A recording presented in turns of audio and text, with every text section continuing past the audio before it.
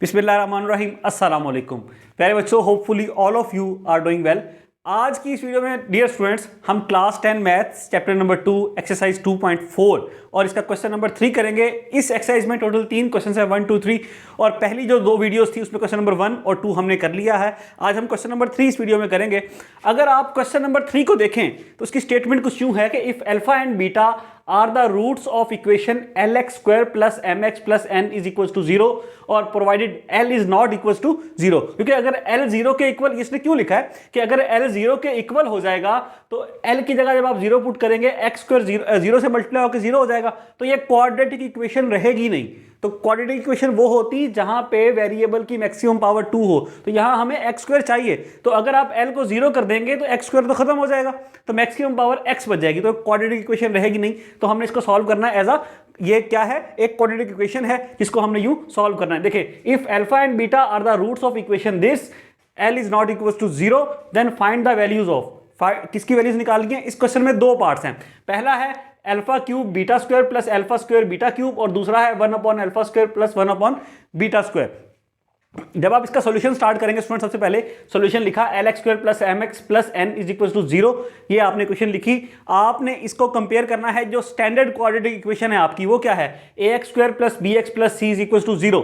तो आप देखें x स्क्वायर के साथ a है, यहां x स्क्वायर के साथ l है, तो a क्या है, इक्वल टू l। जो x स्क्वायर के साथ आपका जो कोफिशिएंट है वो l है, और यहां पे x के साथ जो कोफिशिएंट है वो b है, विच इज m, और जो कांस्टेंट वैल्यू है वो n है, c is equal to n।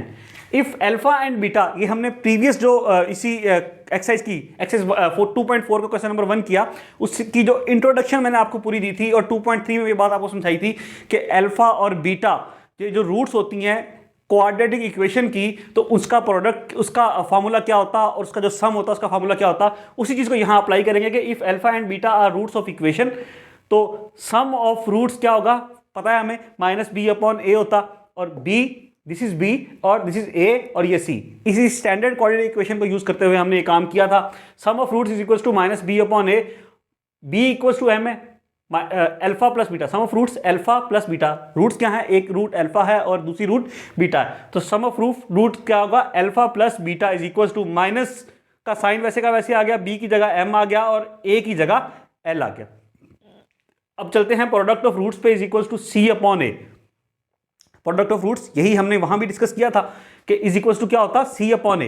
Product of roots alpha beta का प्रोडक्ट अल्फा बीटा हो जाएगा, इक्वल टू सी की जगह एन आ गया और ए की जगह एल आ गया, तो अल्फा बीटा क्या आ गया, एन अपॉन एल, और अल्फा प्लस बीटा आ गया माइनस एम अपॉन एल। इस दोनों को मैंने रेड बॉक्स में बंद कर दिया ताकि आपको क्लियर नजर आए कि प्रोडक्ट क्या है और सम क्या है, प्रोडक्ट क्या है और सम क्या है। ओके जी, फर्स्ट पार्ट हम स्टार्ट करते हैं। फर्स्ट पार्ट है alpha cube beta square plus alpha square beta cube.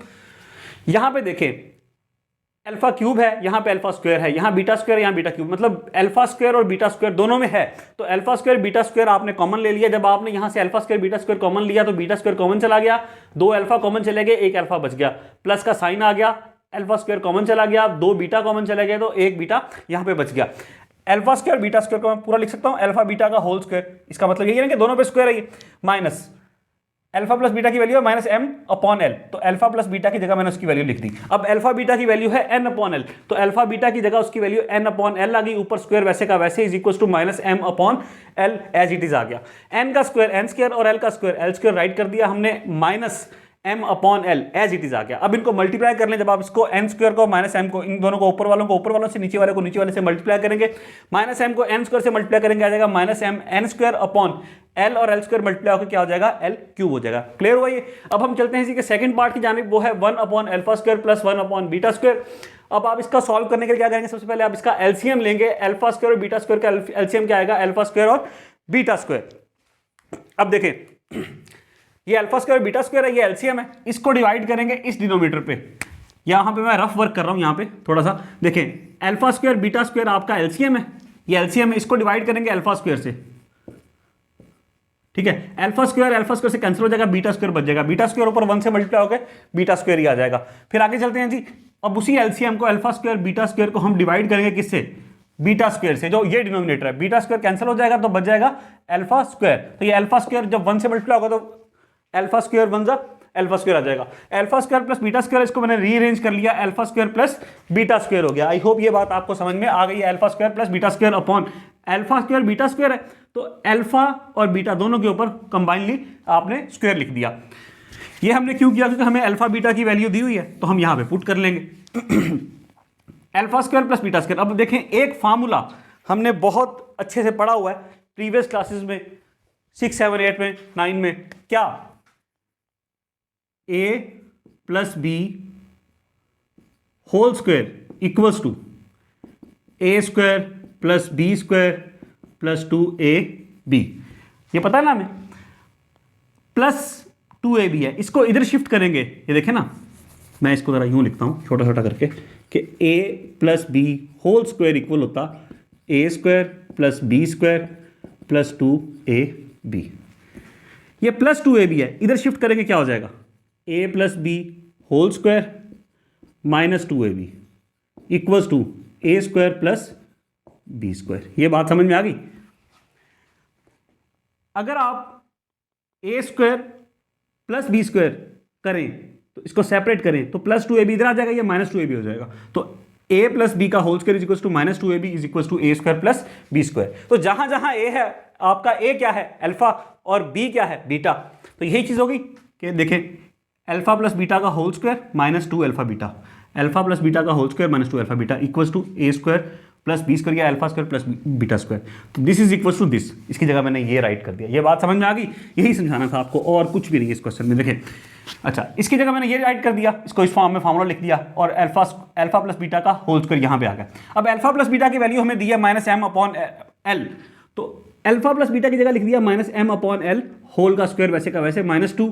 Alpha beta की वैल्यू क्या है? एन अपॉन एल, वो भी राइट कर दी, अपॉन ये पूरा जो बड़ा आपका साइन है, डिनोमिनेटर नीचे क्या आया? Alpha beta. अल्फा बीटा की वैल्यू है एन अपॉन एल, राइट कर दी, और पूरे का स्क्वायर हो गया। यह बात समझ में आ गई है? आई होप आ गई होगी।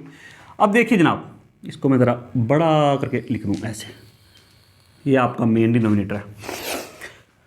जब आप स्क्वायर लेंगे माइनस एम अपॉन एल का, तो माइनस का साइन खत्म हो जाएगा, स्क्वायर है ना, आ जाएगा M square upon L square, minus का साइन ये वाला वैसे का वैसे ही minus 2n upon L divided by N का स्क्वायर एन स्क्वायर और एल का स्क्वायर एल स्क्वायर। ये एल स्क्वायर है, ये एल है, इन दोनों का ले लिया एलसीएम, एल स्क्वायर और एल का एलसीएम क्या आएगा? L square. एल स्क्वायर, ये एल स्क्वायर पे डिवाइड होगा, तो जब एल स्क्वायर को एल स्क्वायर से डिवाइड करेंगे तो कट जाएगा, आंसर 1 आएगा। ये 1 मल्टीप्लाई होगा ऊपर वाले न्यूमरेटर से विच इज एम स्क्वायर, तो आंसर एम स्क्वायर ही आएगा। ये बात समझ में आ गई है ना? देखिए यहां क्या आएगा? M square. नाउ ये डिनोमिनेटर एल स्क्वायर इस एल से डिवाइड होगा, एल स्क्वायर डिवाइड होगा l square divide by 1l, तो एल स्क्वायर को खत्म कर देगा, सिंपल एक एल बच जाएगा। ये बात, इसको मैं अगर यूं कर दूं, एल स्क्वायर का मतलब क्या होता है? L multiply by L divide by L, L से एल कट गया, एक एल बच गया। वो एल जब ऊपर 2n से मल्टीप्लाई होगा क्या बन जाएगा? 2nl या 2ln, एक ही बात है, पहले लिखते हैं बाद में लिखते हैं। Divided by n square upon L square, वैसे का वैसे ही आ गया। अब इसको आगे ले चलते हैं स्टूडेंट्स। देखिए एम स्क्वायर, यार इसको मैं यूं लिख रहा हूं, देखिए